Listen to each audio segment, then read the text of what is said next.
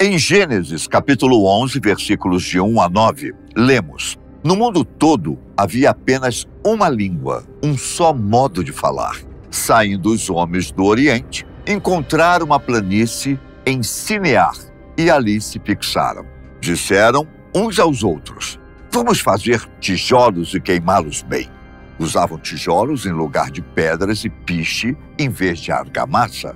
Depois disseram: Vamos construir uma cidade com uma torre que alcance os céus. Assim, nosso nome será famoso e não seremos espalhados pela face da terra. O Senhor desceu para ver a cidade e a torre que os homens estavam construindo. E disse o Senhor: Eles são um só povo e falam uma só língua. E começaram a construir isso. Em breve, nada poderá impedir o que planejam fazer. Venham, desçamos e confundamos a língua que falam, para que não entendam mais uns aos outros. Assim, o Senhor os dispersou dali por toda a terra e pararam de construir a cidade. Por isso, foi chamada de Babel, porque ali o Senhor confundiu a língua de todo mundo. Dali o Senhor os espalhou por toda a terra. Esse episódio bíblico relata a construção da Torre de Babel, que, segundo consta em Gênesis capítulo 9, versículo 7, após o dilúvio, Deus ordenou que o homem se espalhasse e povoasse a terra. Vós frutificai e multiplicai-vos. Povoai abundantemente a terra e multiplicai-vos nela. Mas uma parte dos homens e das mulheres contrariou a Deus, resolvendo se unificar em uma única civilização. E começou a construir uma cidade na planície de Sinar, na Suméria, região sul da Mesopotâmia. Segundo os historiadores, a cidade de Babel foi fundada por Nimrod, filho de Cã e um dos bisnetos de Noé. Nimrod também fundou Erech, Acade e Calné, bem como ajudou a edificar Nínive, Reobote-ir, Calá e Rezém. A cidade de Babel é a primeira a ser mencionada na Bíblia após o dilúvio. Com as bases da cidade já formadas, eles decidiram construir uma enorme torre que, além de servir como uma fortaleza, deveria alcançar o céu e nela viveriam aquelas pessoas falando uma só língua e vivendo sob suas próprias regras. Queriam deixar a cidade famosa para atrair mais pessoas e assim prosperarem. Deus não gostou da decisão egoísta tomada pelos cidadãos, muito menos do orgulho que tomou conta deles. Então, desceu para observar o que estava acontecendo e, como iam no sentido contrário aos seus preceitos, Deus resolveu intervir, causando confusão entre as pessoas. Por isso, criou diferentes idiomas para que aquelas mesmas pessoas não se entendessem mais. Devido às dificuldades encontradas na comunicação, os cidadãos começaram a deixar Babel e a se espalharem pelo mundo. Na literatura mesopotâmica, encontra-se um texto que, de uma forma diferente, relata praticamente o mesmo que Gênesis. O nome do conto é Emercar e o Senhor de Arata. Vejamos um trecho deste conto que diz o seguinte: Existia uma época em que não havia a serpente e nem o escorpião. Não existia o medo e nem o terror. O homem não possuía rival. Nestes dias, as terras de Subur e Ramazi tinham as línguas em harmonia. A Suméria, a grande terra da ordenação de príncipes. O universo inteiro, as pessoas em uníssono a Eliu, em uma língua falavam. Então, em Ti, o Senhor da abundância, cujas ordens são confiáveis. O Senhor do saber, que compreende a terra, o líder dos deuses, revestido de saber. O Senhor de Eridu transformou a fala em suas bocas, trouxe disputas na fala do homem que até então era única. No texto, há um nome de dois deuses, Eliu e Enki. Eliu, também chamado de Enlil, era o deus sumério do ar, das tempestades e outras manifestações ligadas à atmosfera, como o raio e o trovão. Era, acima de tudo, considerado o conector entre o céu e a terra, sendo o responsável pelo distanciamento entre eles. Já Enki, para os antigos sumérios, seria filho de Namu e era o deus da sabedoria, da água, da fecundidade e da criação. Foi designado guardião das leis divinas por Eliu, aplicando-as aos homens e às cidades de Eridu, Dilmun, Meluha e Ur. Mas assim como no conto bíblico, especialistas no assunto afirmam que a história suméria trata-se de um mito religioso que tenta explicar duas coisas. Primeiro, como surgiram os diversos idiomas hoje falados no mundo.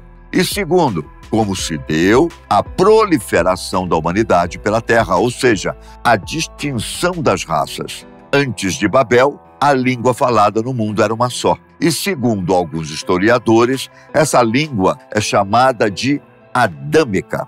Evidentemente, o nome surgiu muito tempo depois, quando a história daquelas civilizações passou a ser estudada, uma vez que naquela época não se falava a respeito de qualquer língua estrangeira. Seja ou não um mito, a explicação sobre os dois dos principais mistérios da humanidade, que é a origem das línguas e como a humanidade se espalhou pela Terra, não convence a ciência. De acordo com uma linha de estudiosos da Bíblia, os relatos de Gênesis não devem ser considerados fatos históricos, e sim como um texto metafórico ou, no máximo, alegórico, fantasioso. Em outras palavras, segundo a ciência, as narrativas desse livro bíblico são entendidas como mitos que nos ajudam a entender particularidades da cultura dos hebreus.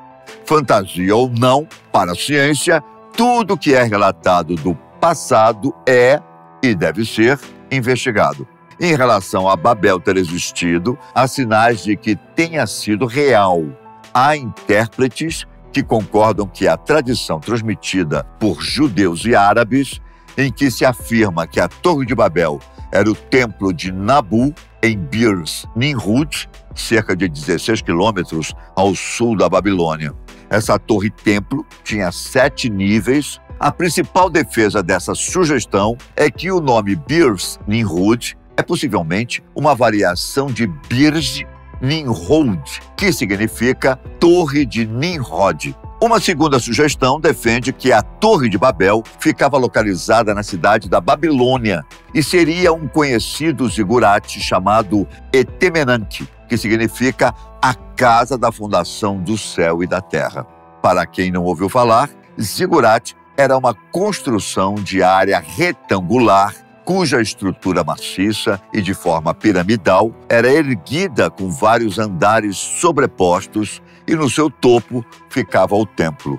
Ao longo dos anos, diferentes artistas tentaram reproduzir o campo de trabalho durante a construção da Torre de Babel, como o austríaco Anton Joseph von Brenner, no século XVII, o holandês Peter Bruegel, no século XVI, entre outros. E por falar nisso, o que é dito sobre como a torre foi construída? Na região onde provavelmente a cidade existiu, não havia pedras e nem cal. Há algumas discordâncias entre os historiadores, mas de forma geral, na Mesopotâmia, os materiais para a construção eram a argila, conseguida nas margens dos rios Tigre e Eufrates, betume e pedras de calcário. Quando não se conseguia o calcário, que não era fácil de se achar, faziam-se os tijolos à base de argila, que eram secos ao sol ou em fornos. Caso a torre tenha mesmo existido, alguns estudiosos acreditam que ela tenha sido, de fato, um zigurate. Especula-se que tenha medido cerca de 100 metros de altura por 10 mil metros quadrados, ou seja, ainda muito longe de alcançar o céu. Não se sabe ao certo a função que os zigurates desempenhavam para os povos daquela região. Porém, estima-se que fossem centros de administração das cidades, como também templos de adoração aos seus deuses, uma vez que ainda eram politeístas. Esse tipo de construção foi desenvolvido pelos sumérios por volta de 3000 a.C. e se tornou bastante comum em toda a Mesopotâmia. Atualmente, já se tem conhecimento da existência de dezenas de zigurates.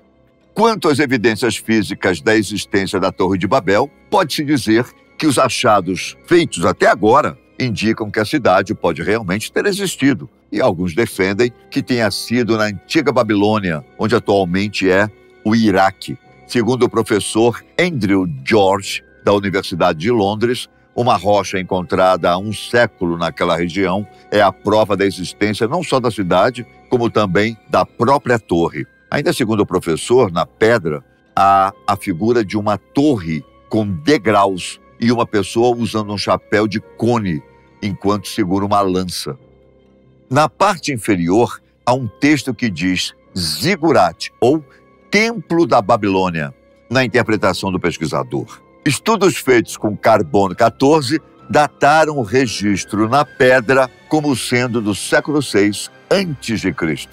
Para o especialista, esta é a primeira imagem real da Torre de Babel, evidenciando a estrutura com suas 7 camadas ou andares, além de identificar o homem por trás da sua construção, o imperador Nabucodonosor II. Essa sugestão vai de encontro com outra suposição, a de que o construtor teria sido o bisneto de Noé, Nimrod, mesmo porque Nabucodonosor, o pai, teria sido quem construiu a Babilônia, e esta provável cidade existiu depois de Babel. Então nota-se aqui uma grande contrariedade nas afirmações sobre quem comandou a construção da Torre de Babel.